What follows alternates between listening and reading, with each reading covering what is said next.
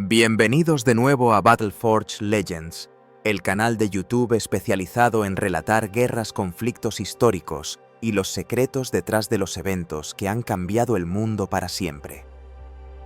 Si te apasiona la historia militar, las historias llenas de drama sobre poder, imperios y el destino de los pueblos, este es tu lugar.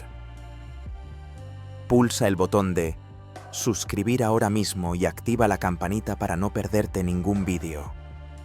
Hoy vamos a adentrarnos en uno de los capítulos más oscuros y complejos de la historia moderna. El origen profundo del conflicto Israel-Palestina. Una guerra que lleva más de un siglo, que ha causado un sufrimiento inmenso y que sigue desarrollándose con intensidad hasta el día de hoy. Todo comenzó con una breve carta escrita el 2 de noviembre de 1917. El ministro de Asuntos Exteriores británico, Arthur James Balfour, envió una misiva a Lionel Walter Rothschild, un destacado líder de la comunidad judía en Reino Unido. El contenido de la carta era apenas unas pocas líneas, pero cambió el destino de toda una región. El gobierno británico declaraba su apoyo al establecimiento de un hogar nacional para el pueblo judío en el territorio de Palestina. En aquel momento, más del 90% de la población de Palestina era árabe, en su mayoría musulmana, con una minoría cristiana significativa y una pequeña comunidad judía nativa que había vivido en paz durante cientos de años. Solo una ínfima minoría eran judíos inmigrantes procedentes de Europa. Nadie consultó a la población palestina. A nadie le importaron los siglos de propiedad de la tierra que tenían. Solo 31 años después de esa carta, en 1948, la mayoría de los palestinos habían sido expulsados de su patria. Cientos de miles se convirtieron en refugiados, cientos de aldeas fueron borradas del mapa. Este evento es conocido por los palestinos como la Nakba, la catástrofe. Y de entre esas cenizas nació el Estado de Israel. La promesa británica, conocida como la Declaración Balfour, se convirtió en el detonante de una cadena de tragedias que llega hasta nuestros días.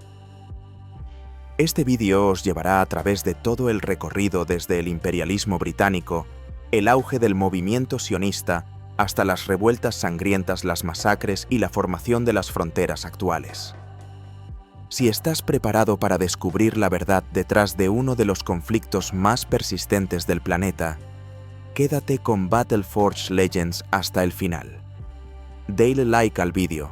Si el tema te parece interesante, compártelo con tus amigos y deja en los comentarios tu opinión sobre la Declaración Balfour. Empecemos.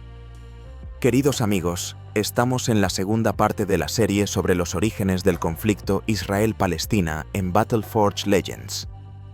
Si no has visto la introducción, vuelve atrás para entender cómo la carta de Balfour lo cambió todo. Ahora vamos a profundizar. ¿Por qué el Imperio Británico se atrevió a prometer una tierra que no era suya? La respuesta está en las oscuras maquinaciones de la Primera Guerra Mundial, un juego de poder en el que Reino Unido era maestro. Imaginad 1917, el mundo sumido en las llamas de la Gran Guerra. El Imperio Británico se enfrentaba al Imperio Otomano, que había controlado Palestina durante 400 años. Para ganar ventaja en Oriente Medio, los británicos no dudaron en hacer promesas contradictorias del estilo matar dos pájaros de un tiro, o mejor dicho, engañar a ambos bandos. Por un lado, prometieron en secreto a los líderes árabes: rebelaos contra los otomanos y os daremos la independencia en toda la región árabe desde Siria hasta Palestina. ¿Quién ejecutó esa promesa? Nada menos que T.E. Lawrence, el legendario personaje de la película épica Lawrence de Arabia.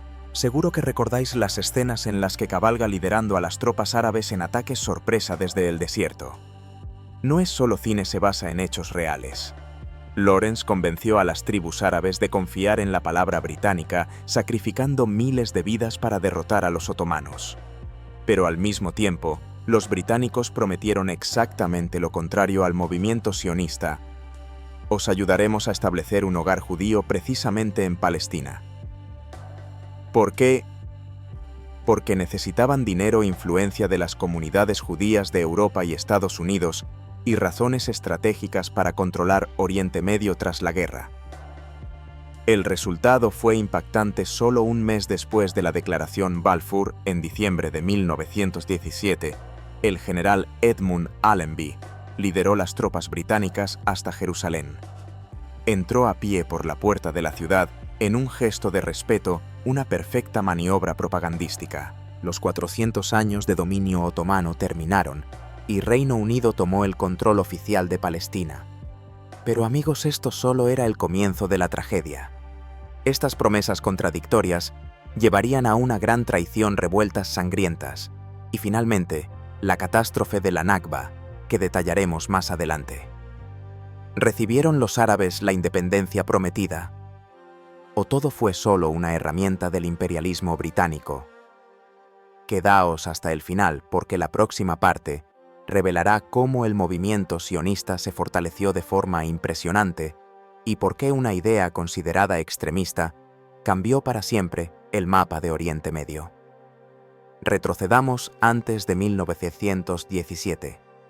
Palestina era entonces una tierra pacífica bajo el dominio del Imperio Otomano. La población era mayoritariamente árabe, en su mayoría musulmana, con una parte significativa cristiana y una pequeña comunidad judía nativa que había convivido en armonía con sus vecinos durante siglos. Compartían los mercados de Jerusalén, rezaban en los mismos lugares sagrados, cultivaban olivares y los naranjales de Jaffa. No había grandes conflictos religiosos ni muros de separación. Era una Palestina diversa pero unida culturalmente por lo árabe. A finales del siglo XIX, comenzó a llegar un goteo de personas desde Europa, judíos que huían de los pogromos en Rusia, Polonia y Europa del Este, donde eran discriminados, golpeados e incluso masacrados. Algunos compraron tierras legalmente y crearon kibutzim, granjas comunales. Al principio, los inmigrantes judíos representaban solo unos pocos %, y la mayoría de los palestinos nativos no lo veían como una amenaza. Pero detrás de esa inmigración había un movimiento político que crecía en silencio: el sionismo. Al inicio, era una idea marginal, algo fringe, que incluso muchos judíos europeos rechazaban con vehemencia. Decían: debemos quedarnos en Europa y luchar por la igualdad, no huir para crear un Estado propio. Muchos rabinos famosos lo calificaban de blasfemia. Entonces apareció un hombre que lo cambió todo, Theodor Herzl, periodista austriaco de origen judío. En 1896, tras presenciar el escandaloso caso Dreyfus en Francia, un oficial judío condenado injustamente por antisemitismo, Herzl publicó un libro revolucionario, Der Judenstaat, el Estado judío. Argumentó con frialdad: el antisemitismo es una enfermedad incurable en Europa. La única solución es que los judíos tengan un Estado propio y seguro. En 1897, Herzl organizó el primer congreso sionista en Basilea, Suiza. Cientos de delegados de toda Europa se reunieron. Aprobaron el programa de Basilea: establecer un hogar judío en Palestina, garantizado por el derecho internacional. Herzl salió al balcón, miró a la multitud y escribió en su diario una frase profética: en Basilea he fundado el Estado judío. Si lo dijera hoy todos se reirían, pero en 50 años todos lo verán. Solo se equivocó por un año: Israel nació en 1948. Amigos, esto era solo la semilla. Cómo un movimiento pequeño, rechazado por la mayoría de los judíos, obtuvo el apoyo de los hombres más poderosos de Reino Unido. ¿Por qué los antisemitas más acérrimos de Europa se convirtieron sin querer en aliados del sionismo? Y lo más importante, cómo el sueño de Herzl se convirtió en una pesadilla para millones de palestinos. Si has seguido las partes anteriores, sabes que la combinación mortal de antisemitismo, imperialismo británico y el hábil lobby sionista llevó a la Declaración Balfour. Ahora la siguiente parte os llevará a la fase de ejecución, cuando Reino Unido tomó Palestina tras la Primera Guerra Mundial? ¿Cómo convirtió la promesa en acciones concretas? ¿Y por qué los palestinos fueron empujados a una posición de absoluta desesperación? Tras la guerra, la Sociedad de Naciones, precursora de la ONU, repartió los territorios otomanos y alemanes a las naciones avanzadas bajo el sistema de mandatos. Reino Unido recibió Palestina sin consultar ni una sola vez a la población nativa. El propio Balfour escribió con franqueza en un memorando interno: «No proponemos ni siquiera hacer la forma de consultar los deseos de los habitantes actuales del país, es decir, la opinión del más del 90% de árabes que vivían allí». Irrelevante. El mandato de Palestina incorporó oficialmente la Declaración Balfour como cláusula central. Reino Unido tenía la obligación de facilitar el establecimiento del hogar nacional judío. A partir de entonces, los británicos favorecieron abiertamente al proyecto sionista. Las olas de inmigración judía llamadas Aliyá fueron fuertemente incentivadas.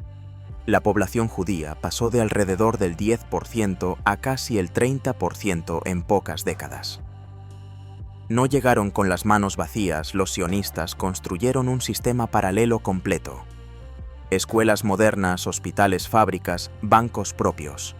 Tenían poderosas organizaciones laborales como la Histadrut y, lo más importante, una milicia semilegal llamada Haganá, precursora del futuro ejército israelí, a la que los británicos permitieron en secreto entrenarse y acumular armas.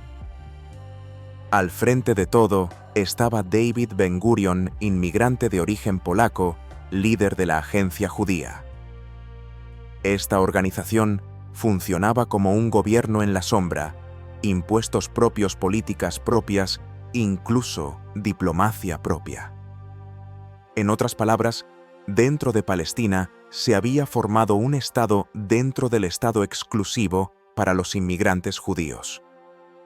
¿Y los palestinos? Fueron deliberadamente reprimidos. Los británicos no permitieron crear ninguna organización administrativa o militar equivalente. No universidad nativa, no fuerza armada regular, no verdadera representación. Todo intento de resistencia fue aplastado en su origen. La población nativa fue dándose cuenta poco a poco los británicos no habían venido a preparar la independencia como prometieron a los árabes, sino a entregar progresivamente la tierra al proyecto sionista. La ira se acumulaba. ¿Se quedarían los palestinos callados para siempre o se alzarían en una revuelta que llamaría la atención del mundo? La próxima parte os llevará a la gran revuelta árabe de 1936-1939, un capítulo sangriento que británicos y Haganá reprimieron juntos con brutalidad.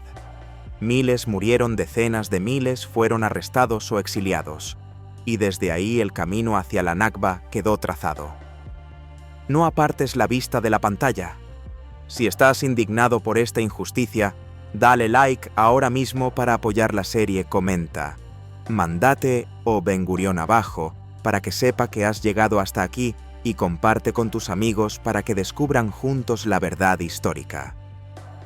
Battleforge Legends está en su punto álgido. Continuemos. A mediados de los años 30, el descontento alcanzó su punto máximo.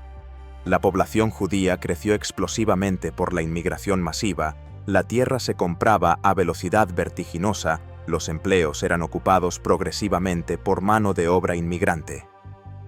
Los palestinos vieron claro los británicos no traían la independencia prometida al mundo árabe, sino que estaban entregando paso a paso su patria al proyecto sionista. En 1936 estalló una huelga general nacional que duró 6 meses, una de las más largas de la historia.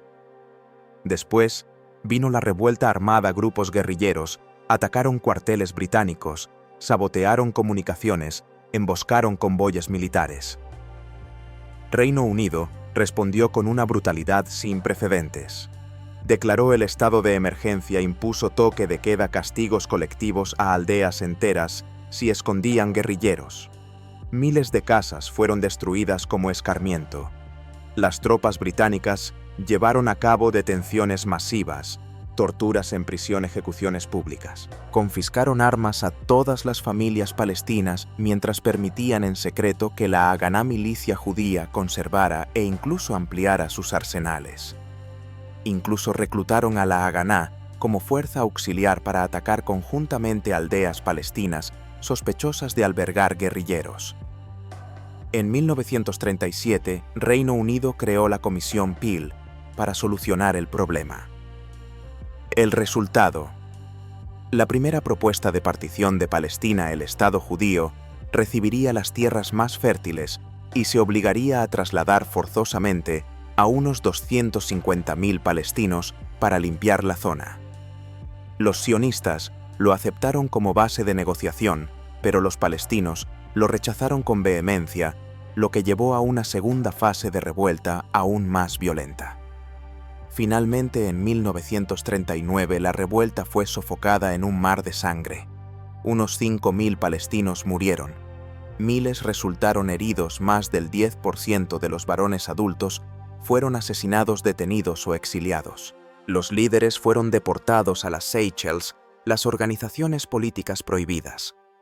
La capacidad militar palestina quedó completamente destruida, mientras que la Haganá se fortaleció enormemente gracias a la experiencia de combate y las armas acumuladas. Esta revuelta no solo fracasó, creó las condiciones perfectas para la catástrofe que vendría. Los palestinos perdieron su liderazgo y fuerza militar justo cuando estallaba la Segunda Guerra Mundial. ¿Cambiaría Reino Unido su política tras esta guerra sangrienta? ¿O seguiría el mismo camino hasta verse obligado a retirarse? Si has visto en la parte anterior cómo la Gran Revuelta de 1936-1939 fue reprimida con sangre, sabes que los palestinos perdieron casi toda su capacidad militar y liderazgo justo cuando el mundo entraba en el infierno de la Segunda Guerra Mundial. Ahora la parte 6 revelará un giro inesperado en 1939. Reino Unido cambió repentinamente de política, haciendo que los sionistas se sintieran gravemente traicionados, y cómo el Holocausto posterior alteró por completo el tablero de Oriente Medio. Tras aplastar la revuelta con mano de hierro, los británicos se dieron cuenta de que seguir apoyando una inmigración judía sin control enfurecería a todo el mundo árabe, algo que no podían permitirse con la guerra contra Alemania en el horizonte. En mayo de 1939 publicaron el libro blanco White Paper, un documento político que causó conmoción.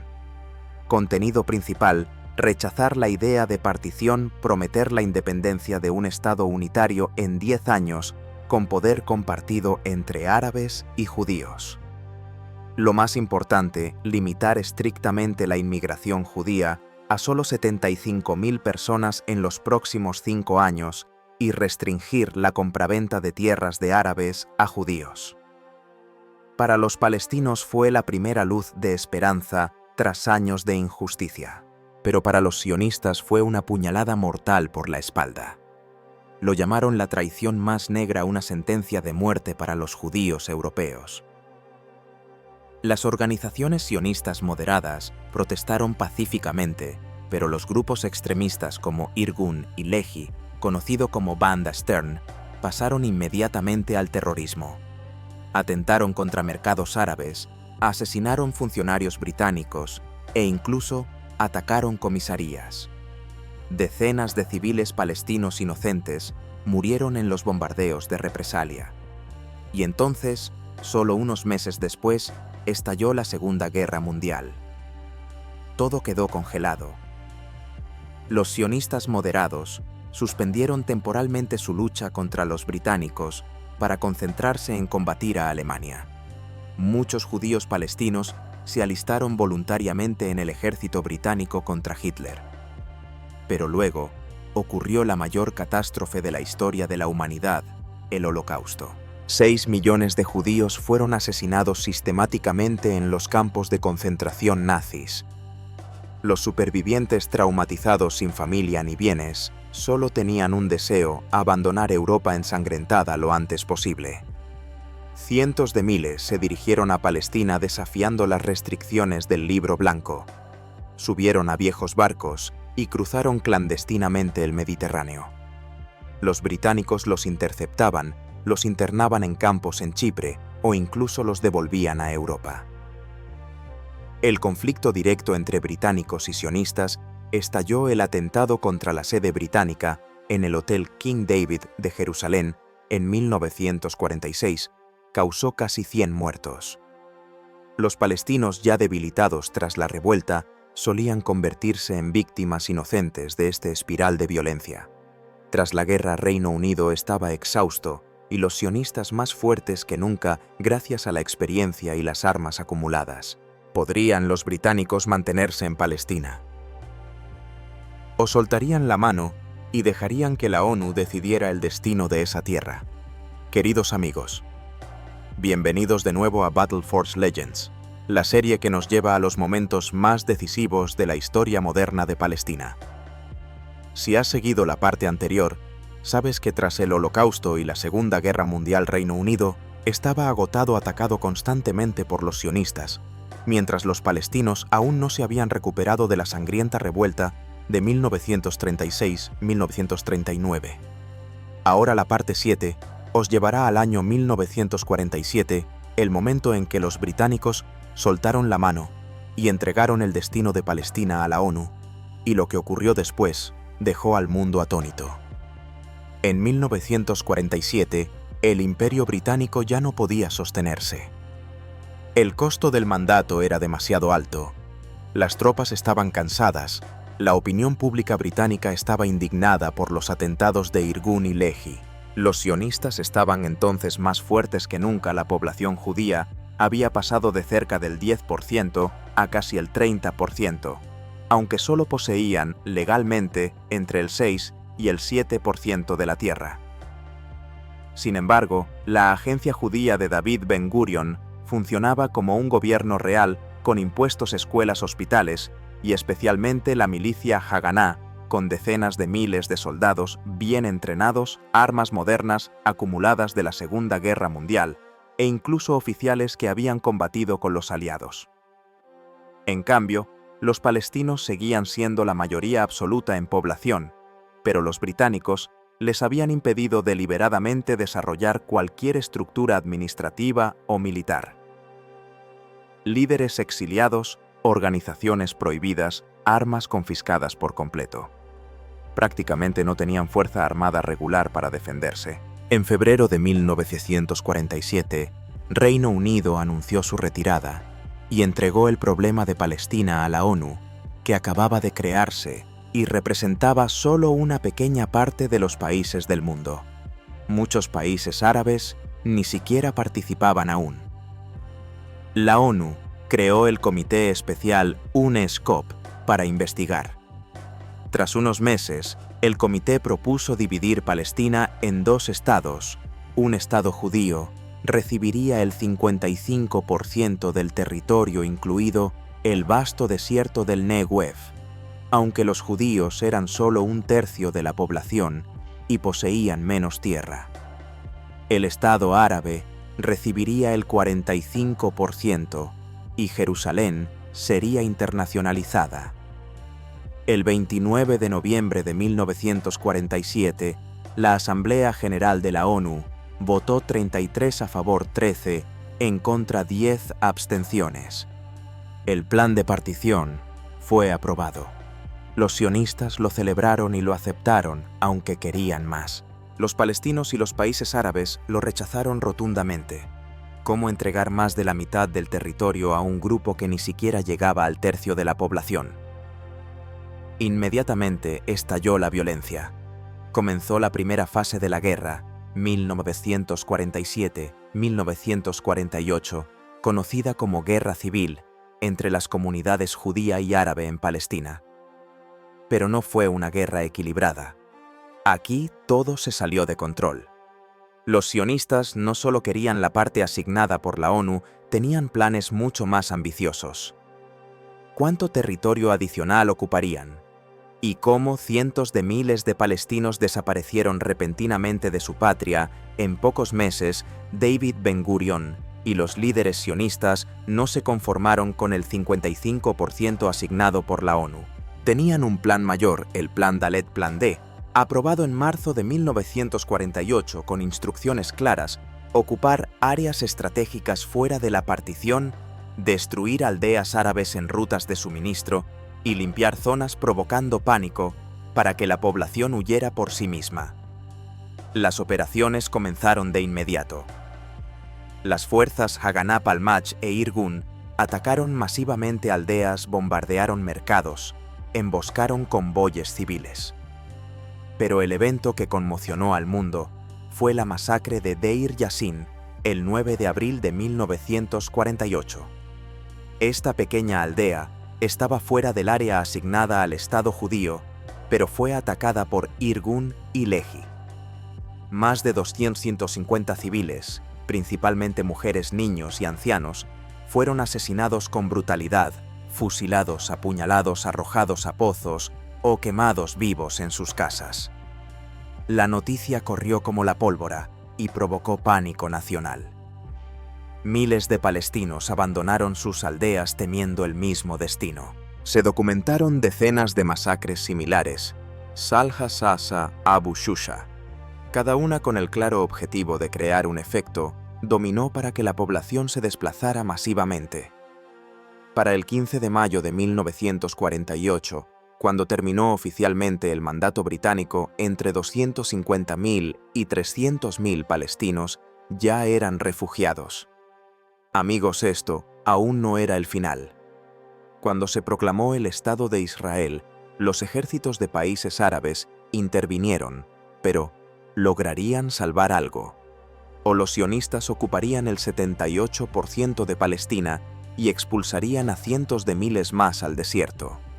El 14 de mayo de 1948, en el Museo de Tel Aviv, bajo un gran retrato de Theodor Herzl, David Ben-Gurion se levantó y proclamó la creación del Estado de Israel. Pocas horas después, Estados Unidos fue el primer país en reconocerlo. Al día siguiente, 15 de mayo, terminó el mandato británico y las tropas británicas se retiraron por completo. En ese momento, más de 250.000 palestinos ya eran refugiados. Inmediatamente, los ejércitos de Egipto, Jordania, Siria, Irak y Líbano entraron para apoyar a los palestinos. Pero carecían de coordinación, tenían equipo obsoleto y motivos políticos propios. En cambio, las fuerzas israelíes, ahora oficialmente las FDI, estaban bien organizadas con mando unificado, armas modernas y alto espíritu de combate, gracias a la experiencia de la Segunda Guerra Mundial. Estalló la guerra total. Israel no solo mantuvo la parte asignada por la ONU, sino que siguió expandiéndose. Uno de los episodios más trágicos fue la Marcha de la Muerte de Lida y Ramle en julio de 1948. Tras conquistar estas ciudades, las FDI expulsaron a entre 50.000 y 70.000 civiles bajo un sol de 40 grados en el desierto. Sin agua ni comida, muchos ancianos y niños murieron en el camino. Los que se quedaron fueron asesinados o expulsados. Cuando se firmaron los armisticios en 1949, Israel controlaba el 78% del territorio histórico de Palestina, 23% más que el plan de la ONU. Entre 750.000 y 800.000 palestinos más de las 3/4 partes de la población nativa se convirtieron en refugiados en Gaza, Cisjordania, Líbano, Jordania y Siria. Más de 500 aldeas fueron destruidas por completo y borradas del mapa.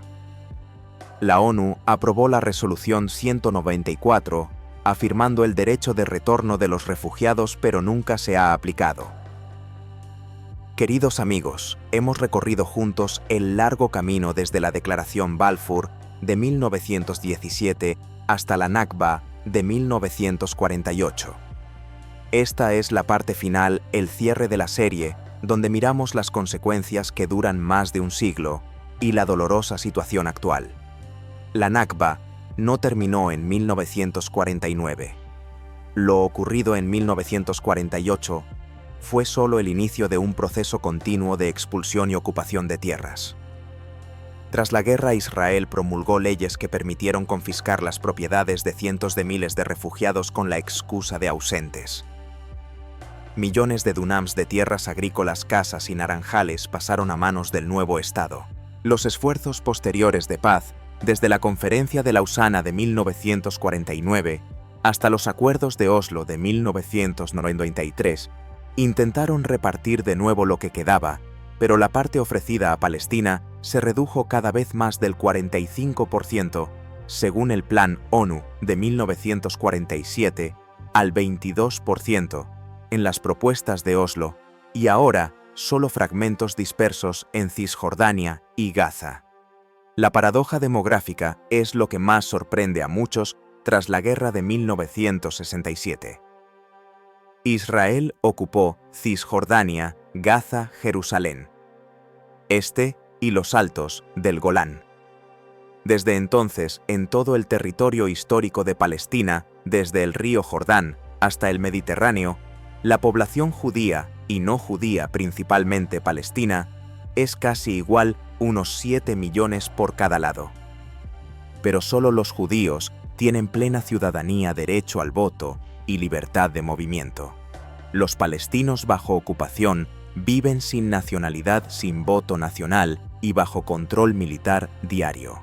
Las tácticas usadas en 1948, asentamientos ilegales, demolición de casas como castigo, expulsiones administrativas, siguen vigentes hoy.